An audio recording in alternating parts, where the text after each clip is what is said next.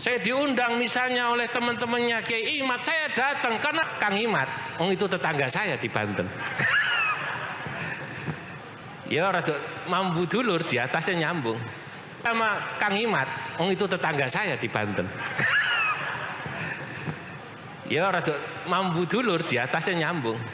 Lalu kemudian, wah ini pro Kiai Imat. Loh kenapa kita harus begitu?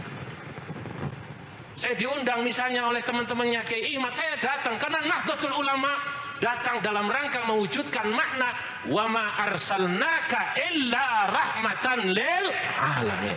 NU harus rahmatan lil alamin. Tanpa nyindir siapapun, sebetulnya kritik atau suara di luar sana, termasuk suara orang kafir, itu ternyata sama Allah ya dijawab. Bukan karena orang kafir terus layu ba'u biqauli, kita abaikan pendapatnya, kita biarkan. Kalau perlu dijawab ya dia apa? Jawab. Toh jawaban itu kalau objektif, kalau real itu pasti itu yang didengar. Saya ulang lagi, jawaban itu kalau objektif, real itu pasti yang didengar. Karena tidak ada ceritanya hak dengan batil itu menang apa?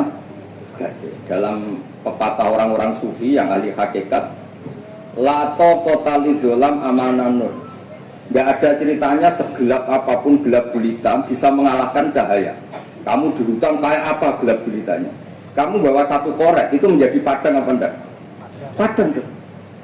Enggak ada gunanya semua. Gelap kayak apa kalau ada nur? Lato kota lidzolam amaman nur. Makanya saya ini termasuk jenis kiai yang pede, percaya diri. Bukan karena saya merasa paling benar, enggak. Barang hak itu pasti menang, pasti didengar. Saya berkali-kali cerita, logika tauhid itu logika yang bisa dianalisis dengan cara apapun. Dan saya cerita di mana-mana. Sehingga ketika malaikat jumawa bahwa iman mereka lebih tangguh dari manusia karena mereka syahidu al-jannata wan nar. Mungkin sebagian malaikat itu ikut bikin neraka, ikut bikin surga. Tapi imannya tentang Allah itu manusia, kita yang di sini itu tidak kalah. Termasuk nyuwun sewu, sing biasa delok dangdut, sing biasa mancing gak jelas, sing biasa ngerumpi, sing biasa ngopi, kok imannya gak kalah dengan malaikat. Iman tasdiknya ya jangan tanya solehnya pas-pasan, tapi imannya itu bisa luar biasa. Karena apa? Semua kalau ditanya, ini kata Imam Amudi, manusia itu kalau ditanya angka 2, 3 pasti asal usulnya apa? 1. Makanya saya cerita di mana-mana. Syekh Mahfud At-Turmusi itu adalah guru-gurunya Mbah Hashim. Orang tahu semua sanad Mbah Hashim paling dipakai itu lewat Syekh Mahfud Termas. Meskipun Mbak Hashim tidak pernah ngaji Mbah Soleh Darah di Semarang, tentu ngaji agaknya Mbak Asyari. Tapi yang paling sering dipakai itu Syekh Mahfud At-Turmusi. Beliau ini murid langsung dari yang karangi anak, namanya Syekh Abi Bakar Sata. Itu Syekh Mahfud At-Turmusi itu yang ngarang Nailul Ma'mul. Sarahnya Lubul Usul, karangnya Syekh Zakaria Al-Ansori. Dan dari karangan itu pula Mbah Sahal bisa ngarang Thariqatul Husul. Juga nyarai Lubul Usul. Dulu naskah itu ada di Kiai Mansur Abahnya Lek Qayyum itu. Karena Kiai Mansur bin Khalil, Kiai Khalil termasuk kadernya Syekh Mahfud apa? At-Turmusi. Buatan sing NU ben ngerti cerita NU dari segi keulamaan. Ben ora men krungu cerita yang lain, cerita sing dari segi. Sehingga Imam Amudi terus cerita. Beliau ketika wafat itu muridnya itu janggal itu ragu. Dulu saya masuk surga enggak, karena si hidupnya itu ngajar matematika. Bukan ngajar hizib, bukan ngajar istilah, ngajar matematika. Tapi di luar dugaan, di alam kasyaf, alam roh itu Allah ngintikan gini, ya Amudi, terus didudukkan di kursi terhormat, kamu ngajari malaikat saya tentang tauhid. Mereka ngira kalau tauhid manusia itu kalah dengan malaikat. Semua Amudi ngajar, istadilla ala wahdaniyati bi hadrati malaikati. Sama siapa teksnya? Istadilla bi wahdaniyati bi hadrati ala wahdaniyati bi hadrati malaikati. Tunjukkan logika tauhid di depan para malaikat. Malaikat mendengarin semua karena mereka enggak ngira ada logika yang menjadikan orang begitu yakin bahwa Allah itu Al-Wahidul Ahadus Samad, Allah itu Esa. Imam Wahidi dengan gamanya ngomong, Imam Amudi, Al-Isnan wassalasa warrobi'ah ila ma'ala nihayatallah nisbatu dhalika ilal wahid nisbatul far'i ilal asli. Hanya satu kodiyah, angka 2, 3 sampai 1 miliar 1 triliun nisbatu dhalika ilal wahid. Kalau dibanding angka 1 semuanya nisbatul far'i ilal asli. Semua itu cabang, yang pokok adalah satu. Jadi alam kayak apa jumlahnya, kayak apa ruwetnya, tetap dimulai dari satu, yaitu Allah al-Ahadus. Itu malaikat mantuk-mantuk semua. Mandi iman potongannya dongono kok iman. Maksudnya ngono ya macam-macam, orang yang mancing, orang yang proposal, orang yang macam-macam. Imannya itu, itu tetap melane pulau ini gak jari kiai, pulau jari wong akeh untuk kiai lurus. Serah lurus lah, masalah iman tetap tok. Tapi aja tuntut bener teman-teman. Tapi masalah iman pun harga mati. Karena logikanya tadi, logikanya luar biasa. Kedua Imam Amudi gambar, dia gambar, kata sekolah kan raiso gambar. Nah bamus sakit, bamus gambarnya saya. Ini sambil gambar. Orang itu mau gambar dinosaurus, mau gambar ayam, gambar gedung, mesti dimulai dari satu titik. Itu nuktatul wujud. Ini itu isyarat yang al-ahadis somat, ini itu Allah subhanahu wa ta'ala. Makanya Quran dimulai Bismillahirrahmanirrahim, dimulai dengan apa? Titiknya bak. Itu singkatan dari bikana makana wa biyakunu mayakun. Lalu kalau suwon lagi barokah ngaji, jenengan harus yakin dengan keyakinan iman seperti itu. Kalau kita mengalami problem ekonomi, problem politik, problem sosial, iman ini tidak bisa buyar karena berdasar wajib akli. Namun berdasar wajib bahwa wujudnya Allah itu wujud yang berbasis wajib akli. Hubungannya dengan akal, tidak dengan sosial. Kalau hubungannya dengan sosial kan orang Islam kere-kere, wah berarti Islam tidak benar, berarti orangnya kere-kere. Tapi kere lah, nak masalah iman tetap ndablek, harga mati. Itu barokah pengajaran bahwa iman itu kategorinya masalah wajib bukan urusan sosial. Lalu kalau nak sengit yang kata itu susah pulau itu khawatir pulau, hubungan pulau dengan masyarakat itu urusan sosial. Nak tak tamoni atau bertamu tengkulo tak manggakno maturun terus seneng, nak tak barno terus gedeng itu bahaya. Wong seneng wong apik kok berdasar servis sosial bahaya. Lalu kula masuk kiai sing gak nampa tamu. Pancen tak jajal ben senenge ngaku wajib akli. Tapi kula nu ra dikeramat, lalah ra ngefek. Maksudnya nak cara patri keramat jo niru. Mboten iki cerita fakta, mboten guyon. Beberapa kiai ini Gus ora nampa tamu kok guling tenan. Kok nek ra keramat terus jajal. Maksudnya nak kula nu yakin bahwa agama ini harus dikawal dengan wajib. Sehingga pilihan beda dalam pilkada, pilpres, pilihan ormas enggak ngefek karena urusan iman urusan wajib nopo. Itu penting. Mohon kalau terus niki kula niat mulang butuh-butuh niki sami mulane. Mau dewe bamus kudune sing maca iku kuwe. Dadi kula niki sementara semen maca niki butuh-butuh. Ya mestine top pulau engko. Mohon kalau terus jadi kalau antar mufassir ketika Mbak Bisri maknani dolan engkang orang ngerti itu langsung tahu betapa beliau itu belajar. Nggih kula waca di beberapa tafsir.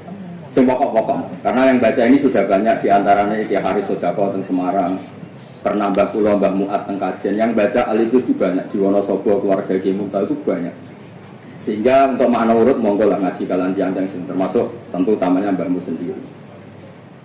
Kalau wajah kata wawajataka dolan tenggene sawi diterangkan pertama di Jalalain amma anta alaihi minas syariah, engkau itu tidak tahu syariat apa yang harus anda ikuti karena di Arab itu ada sekte jahiliyah, ada agama yang lebih tua yaitu di Madinah ada Yahudi Nasrani. Nabi saat itu belum tahu harus mengikuti yang apa.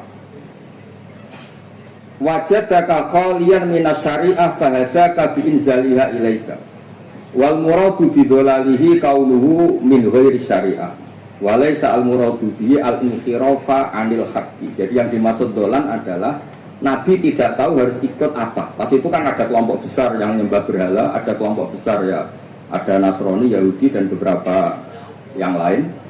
Nabi nggak tahu harus ikut yang mana. Nah itu di situ maksudnya apa? Dolan, karena Nabi itu ummi itu tidak tahu.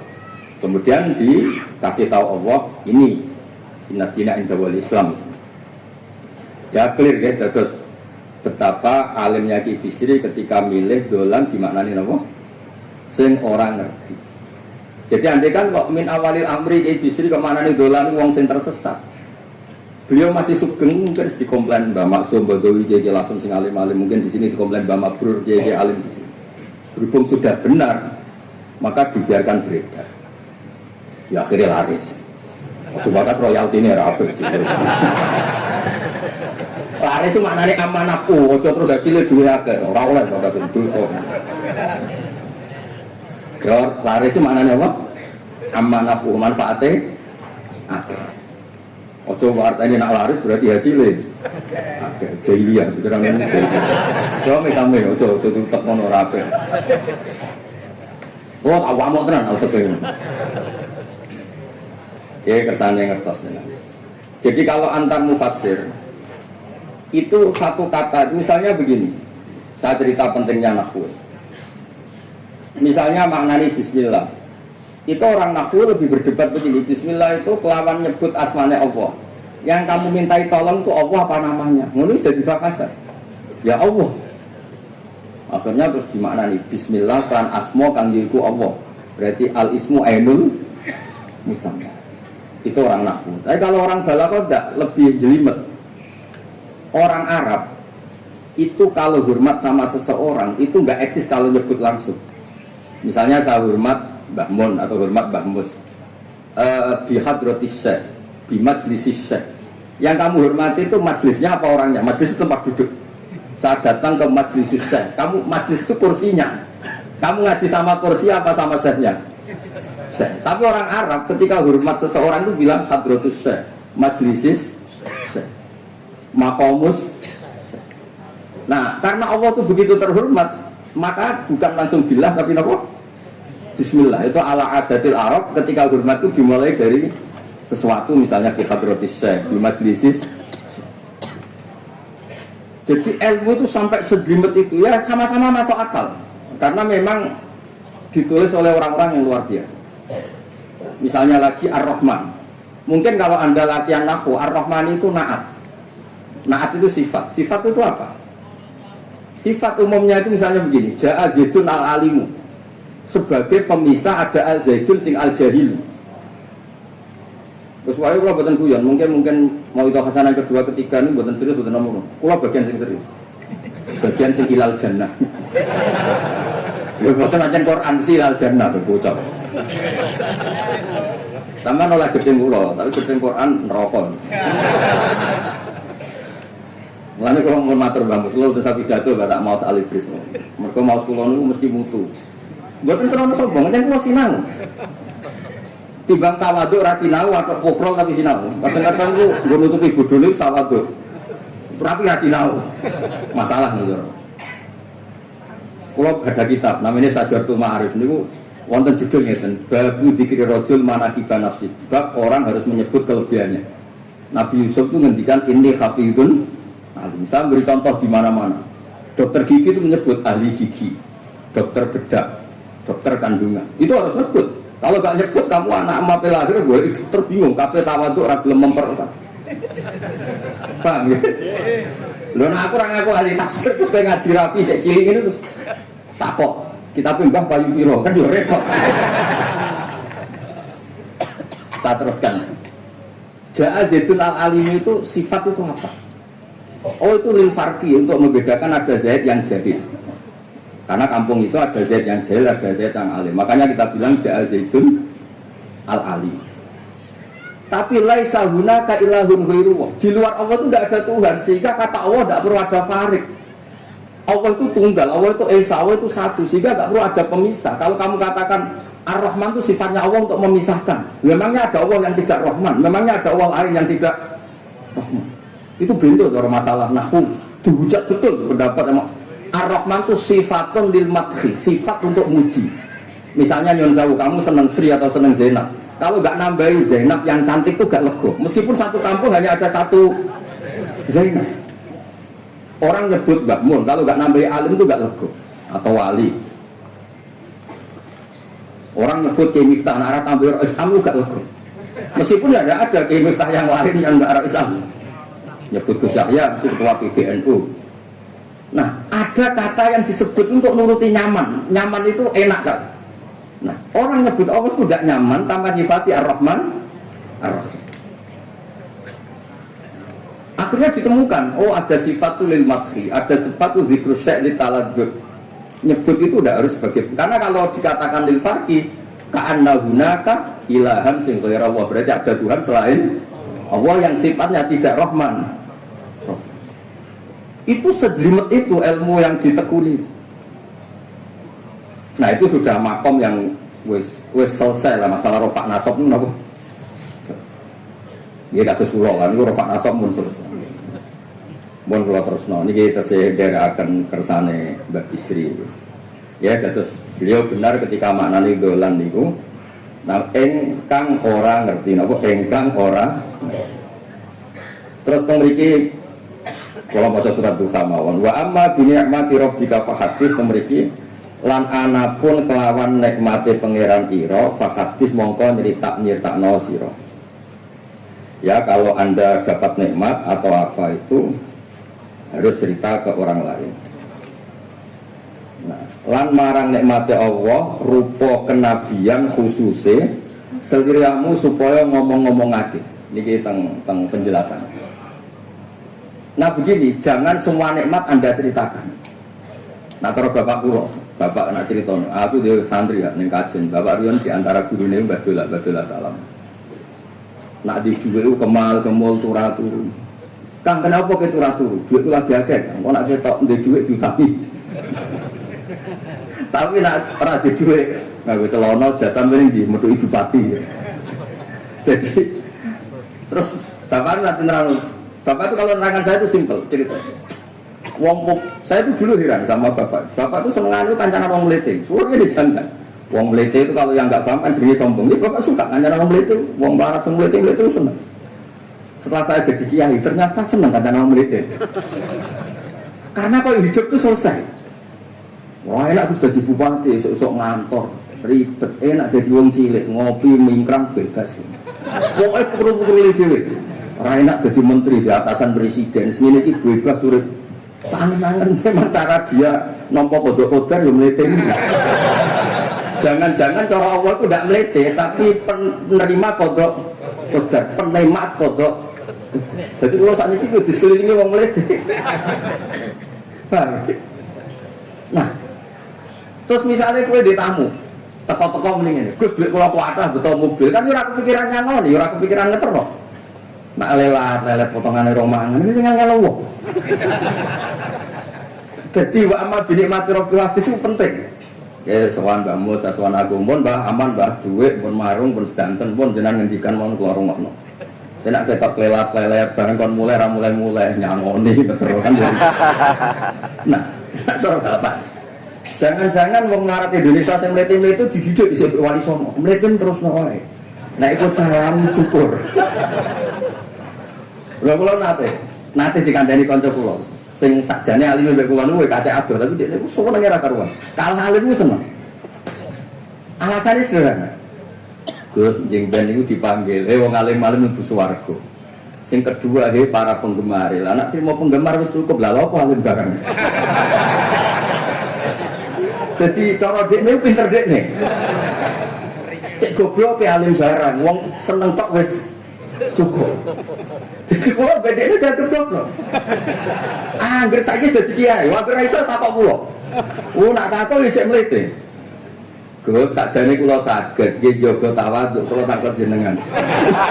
Saiki ora gelem ngaku kalah pinter mboten pura. Oh, asem ate tenan. Wes ngoten. Tahu dolan dengan kula bareng jamaah kan isin kiyaine kok aku goblok. Ya tetap jamaah ngomongi nggih niki jaga tawaduk kula teng Gus Ba.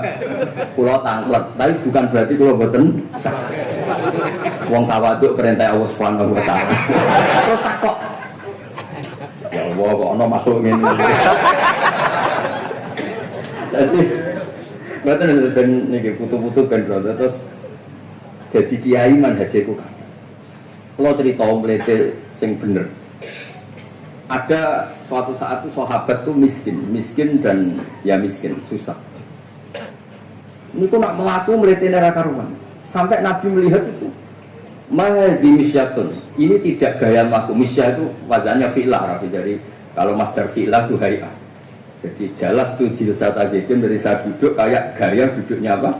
Zaid. Tapi kalau jalsah itu marah. Jadi wafa'latun limarrotin kajalsah wafi'latun lihayatin kajilsah. ini jalan mahadil misya, ini bukan gaya jalan yang diridhoi Allah. Tapi terus si miskin ini tapi aneh, saya dapat kabar dari malaikat bahwa orang itu diridhani Allah dengan gaya jalan seperti itu. Iki wong mletene rakar, mau aku niku pleta-plete. Nabi itu jagal, ini gaya jalan yang enggak diridhoi Allah tapi orang ini Allah suka. Dicetuk, cung-cung rene. Makumu Allah ora seneng tapi info terbaru nek ambek kowe maku ngene iki seneng. Terus jawabnya lucu. Niku Nabi kula niku wong melarat. Kabeh wong darani kula anut jenengan niku tersiksa, terus tambah melarat. Wong ben roh, aku melok jenengan bangga. Mulane kula mlete. Padahal marke dibener pangeran. Dadi ngajian itu ngaji teko muangkat kayak orang kaya. Suwen nang ngaji. Orang baik itu kita pletes orang baik pecinta tafsir Al-Ibris mereka pletes ternyata Allah seneng ketika orang lain seneng duit seneng paket gue seneng Al-Ibris gue sarap paham lah pokoknya seneng jadi mulanya yang pletes itu terus nawar tapi ya nak malas ya sakit pulau sakit bambu terus nyangoni barang terus ngekei mangan masal barang ribet saya semula pletes kayak selesai urusan duniawi apa saya kau ingin ahli jannah. Namanya Pak Amma binikmati Rabbi kan apa? Nah ini yang terakhir kalau cerita, saya punya kitab namanya Al-Basit. Sudah saya cek Al-Ibris itu tentu ikutnya Jalalain sama As-Sawi itu notabene di Sara-Sara yang dibaca di Indonesia. Tapi Imam Suyuti sendiri hampir semua kitabnya itu nginduk kitab Al-Basit. Al-Basit itu karangannya Imam Wahidi. Itu kalau ngartikan wa amma binikmati rabbika fahadis itu begini, lebih khusus. Nggih kula waca. Qala Mujahid itu muridnya Ibnu Abbas. Wa amma binikmati rabbika fahadis ay bil Qur'an. Wa kana al-Qur'anu a'zama ma an'ama Allahu alaihi. Wa nikmah yal Qur'an wa tahdisu bihi ayyaqra'ahu wa yuqri'a ghairahu. Jadi wa amma binikmati rabbika wa hadis yang karuan absolut, yang mutlak itu kamu cerita tentang Quran. Jadi saya misalnya cerita Quran ini artinya gini, tafsirnya gini. Bukan cerita kenikmatan yang pada saya itu bisa micu hasud. Misalnya yang saya kiai desa kiai 20 tahun ra sugih-sugih, kula niku jek enom wis sugih kan itu cerita. Enak jadi kiai aku ngene Jakarta kan ya rada di dhuwit. Kiai 20 tahun ning desa niku wis ngonteni wong mati lagi di dhuwit. Lho kula nanti roh dhewe mboten jan, mboten kiai desa wadol akeh ten bapak. Iya, akeh kula tuku 15.000. Sebenarnya saya 15.000. Kenapa kok ora di dhuwit? Usuwi ra wong mati. Mergo dene ku moten biasanya untuk order seminggu sampai apa bapak oleh guyu ra barbar ya ya ana ngono bareng jadi serempet.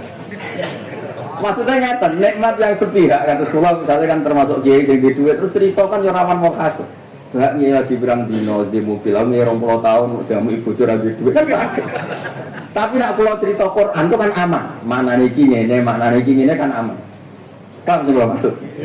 Jadi kalau nikmat subjektif, nikmat yang kita alami itu kadang cerita orang lain itu orang bisa kasut, bisa memicu. Tapi kalau cerita Quran, makanya maksudnya balik malah tentang Babi Sri tenggene nikmati Rabbika itu ditulis mulane niki buatan gawe-gawe kula. Jadi tenggene Babi Sri niku jelas nikmati Rabbika mriki diberi catatan tentang nikmat kowe dadi nabi. Iku nikmat Kanjeng Nabi Muhammad SAW untuk wahyu kang rupa napa Quran. Nggih, kang rupa napa Quran. Nah niki penting kula aturaken. Kadang-kadang orang cerita nikmat apa saja diceritakan orang lain, bareng cerita dhewe akeh ngakoni wa amma binikmati rabbika hadis wae diutangi terus ngeles. Cerita di pengaruh di Jakarta bareng Gus titip ponakan kok dadekno polisi kok dadekno apa ngeles. Seringnya kan begitu cerita nikmat keren, bangga, jubli wae dijali itu loh ngeles.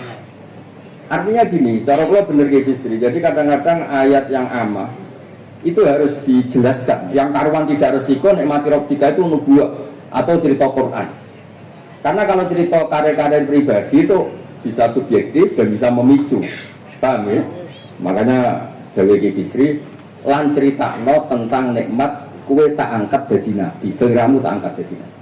Nah ini tenggene Ternyata indukan yang ditulis GBC mengikuti Jalalain mengikuti tafsir Al-Basit sing dikarang Imam sinten Wafidi. Niku dawuh wa amma bi nikmati rabbik bil Qur'an wa kana al-Qur'anu a'dhamma ma an amawahu bihi alaihi. Wa nikmatu hiyal Qur'an wa tahdisu bihi kan fahaddis, maka Quran itu ceritakan ke orang lain. Ayakra'ahu wa yukri'a ghairahu. Jadi Quran kamu baca dan bacaan itu juga bacakan ke orang lain. Pahami maknanya dan makna itu pahamkan ke orang lain. Oke, terus niki mugi wis tahun ngarep pun saged putu-putu niki dukung urutane sepundi jelas niku kula niku tiyang sing paling kepengin zaman kula buka kitab Mbah Hasyim tentang kondon akidah Ahlussunnah wal Jamaah, kula ngaji beberapa cucunya Mbah Hasyim sama Syekhona Khalil juga beberapa cucu Mbah Soleh Darat, karena sebetulnya kata ulama-ulama itu dzurriyah itu penting.